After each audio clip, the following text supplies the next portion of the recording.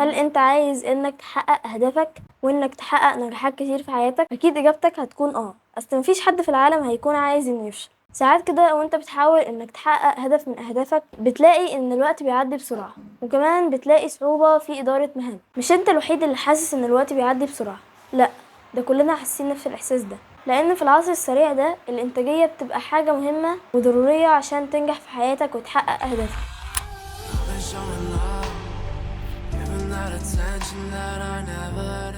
ازيكم عاملين ايه؟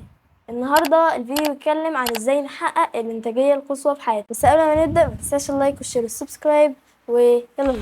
ايه هي اهميه الانتاجيه في حياتك؟ اول حاجه تحقيق الاهداف. من خلال الانتاجيه تقدر تحقق اهداف زي ما قلنا في بدايه الفيديو. ليه؟ لان الانتاجيه بتساعدنا من خلال طريقه فعاله ومنظمه، من خلال اداره الوقت واداره الموارد. تاني حاجه تقليل التوتر والضغط. لما احنا بندير وقتنا ومواردنا بشكل كويس بنقلل من التاخير والاجهاد الناتج من التراكمات والمهام المؤجله. ثالث حاجه زياده الكفاءه والنظام. الانتاجيه بتساعدنا ان احنا نحسن من كفاءتنا واننا ننظم مهامنا لما بنتبع اساليب وادوات اداره الوقت المناسبه. اداره الوقت، المصطلح ده مش بيتلخص بس في ان احنا ننجز مهامنا، المصطلح ده بيتلخص في حاجات كتير زي ما قلت، ان احنا نخلص مهامنا، ترتيب مهامنا حسب الاولويات، وكمان ان احنا نعملها حسب الاولويات دي. وده معناه ان اداره الوقت حاجه مهمه جدا جدا في حياتك. تاني حاجه وهي حاجات هتساعدك في اداره الوقت. دلوقتي هقولك ايه هي مهارات اداره الوقت. اول حاجه تحديد الاولويات. تحديد الاولويات او ترتيب الاولويات. وترتيب الاولويات معناها انك ترتب مهامك حسب اهميتها، يعني ان انت ترتبها من المهم للاهم منه.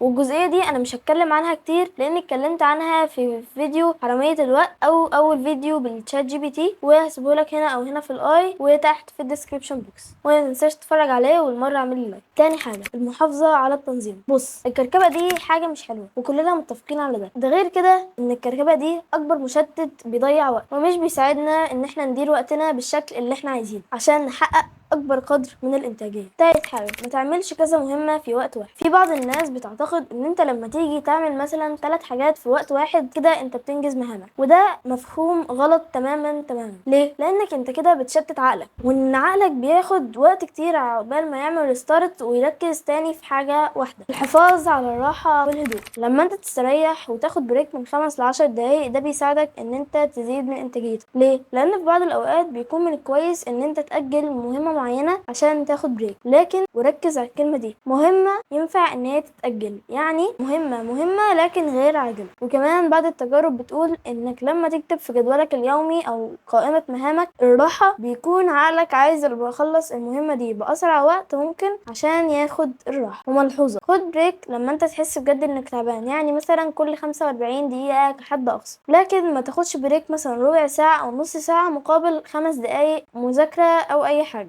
خامس حاجه عدم التسويف. لو انت من الناس اللي بتأجل مهامهم لحد اخر وقت ومش بتدير وقتك كويس فللأسف انت كده بتسوف، وده ملهوش علاقة بانك تأجل المهمة زي ما قلت في النقطة اللي فاتت. انا قصدي ان انت بتأجل المهام المهمة فعلا والعاجلة، اللي هي المهام مثلا زي امتحان هتمتحنه وما بتذاكرش ليه وبتسيب المنهج لحد اليوم اللي قبليه او اللي قبليه، او عندك تاسك مهمة في يومك ولازم تعملها ولو ما عملتهاش ممكن تسبب لك مشكله، فانت كده مش بتأجل مهمتك عشان تاخد بريك، لا انت كده بتسوف. سادس حاجه الصحيان بدري. اكيد كلنا بنسمع ناس ناجحين كتير زي ايلون ماسك ومارك زوكربيرج وكريستيانو رونالدو وميسي. في حاجه بقى واحده الناس دي كلها بتتشارك فيها وهي الصحيان بدري. ليه؟ لان الحوار ده بيديهم فرصه ان هم بيقعدوا في هدوء، لانهم بيكونوا صاحيين والناس كلهم حرفيا نايمين، وبدل ما يومك كان 24 ساعه هيبقى 48 ساعه. سابع حاجه وهي التخطيط. لازم عشان تنجز مهامك تكون مخطط ليها سواء قبل النوم او بعد الصحيان. ليه؟ لان التخطيط ده معناه انك تكتب مهامك في تو دو ليست، وده هيخليك تنجز مهام اكتر وتكون مركز في المهمه اللي انت بتعملها وما تضيعش وقت. تطبيقات هتساعدك في اداره الوقت. الصراحه كده انا كنت عايز اضيف تطبيقات، لكني لقيت ان انا في فيديو من الفيديوهات كنت زمان عامله بيتكلم عن افضل 10 تطبيقات على موبايلي، وكنت حاطط 4 تطبيقات اداره الوقت، وهو كمان مزود تطبيقات زياده خارج النطاق ده. لو انت مهتم بالجزئيه دي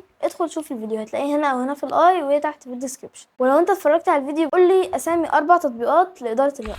نصايح للتغلب على التسويف. التسويف عدو الانتاجيه، لانك بتقعد تأجل في المهمة بتاعتك وما بتعملش حاجة. فدلوقتي هقولك نصايح عشان تتغلب على التسويف. اول حاجة تحديد الاهداف. اول حاجة لازم تكون محدد اهدافك قبل ما تبدأ اي حاجة، ولازم تكون مركز ان الاهداف دي تكون طبيعية وقابلة للتحقيق في الحياة الواقعية. يعني مثلا بدل ما انت كنت هتذاكر 10 ساعات خليها ساعتين وخد بريك. قسم الساعتين دي نص ساعة، خد بريك 5 دقايق. بعد ما تخلص الساعتين خد بريك نص ساعة وبعديها خش في الساعتين اللي بعدهم، وهكذا. هتلاقي ان انت مثلا انجزت 5 ساعات. وكل يوم حاول ان انت تزود في عدد الساعات، لكن ما تجيبش من اول يوم 10 ساعات لانك مش هتعرف، وفي الاخر ممكن تذاكر لك ربع ساعة بس وتسيب المذاكرة باقي اليوم. تاني حاجة تقسيم المهام. حاول انك لما يكون عندك مهام كبيرة، يعني مثلا انا عندي مهمة كبيرة في حالتي وهي تصوير فيديو او تنزيل فيديو على اليوتيوب ايا كان، هل انا ممكن ان انا اكتب سكريبت فيديو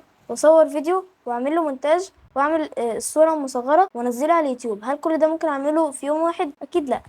ممكن اكتب سكريبت بس، وده اخري. ان انا ممكن كل يوم ان انا مقسم مهامي على الاسبوع، بحيث ان انا في يوم الجمعة اكون منزل فيديو.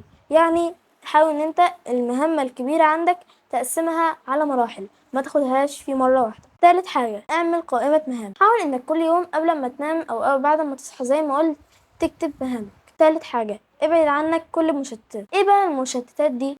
زي الموبايل وتطبيقات السوشيال ميديا زي انستجرام وفيسبوك وكل التطبيقات بتاعت السوشيال ميديا التانية. وبس كده نكون وصلنا لنهاية الفيديو. لو الفيديو عجبك متنساش اللايك والشير والسبسكرايب. وبس كده، سلام.